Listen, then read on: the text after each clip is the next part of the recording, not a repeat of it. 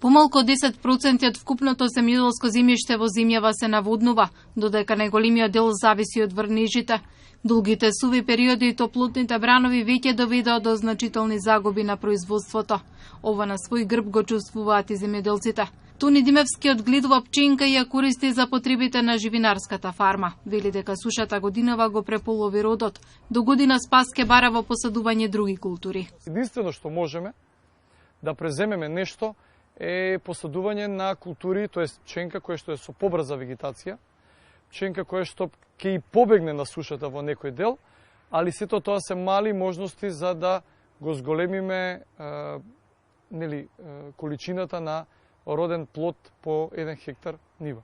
Земјоделците се немотни да излезат накрај со негативните влијанија на климатските промени. Со оглед на ниските откупни цени не остануваат пари за инвестирање во заштитни мрежи, антифрост системи и фолии.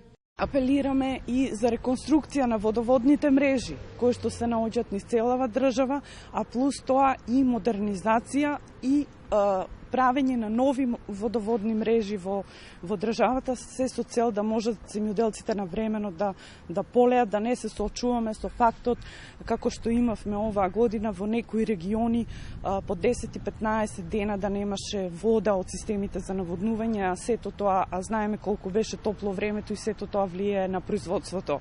Достапноста на водата во држава се очекува да се намали за 18% до 2100 година, покажуваат податоците од студијата за водните ресурси и климатските промени. На удар се речиси сите култури кои се одгледуваат на отворено.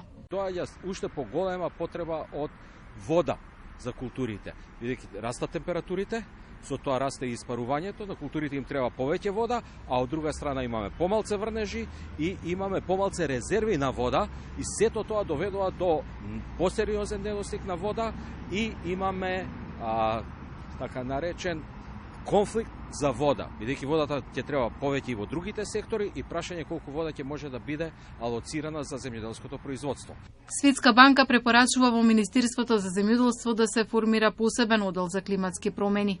Преку програмата за директни плаќања се уште стои на располагање онаа субвенција за 60% покривање на трошоците за осигурителните полиси, додека преку ИПАРТ програмата на земјоделците им стои на располагање мерката за кофинансирање за набавка на заштитни мрежи. Поплави, суши, топлотни бранови, мразеви, се временските непогоди кои во последниве години земаат замав, а не е изолирана ниту земјава, а од тука и земјоделското производство и водните ресурси. Со предизвиците веќе се соочуваме, потребна е навремена реакција. Со овој прилог МТВ се приклучува кон кампањата за подобра животна средина, не игнорирај, реагирај, што ја спроведува Институтот за комуникацијски студии и е финансирана од британската амбасада во Скопје.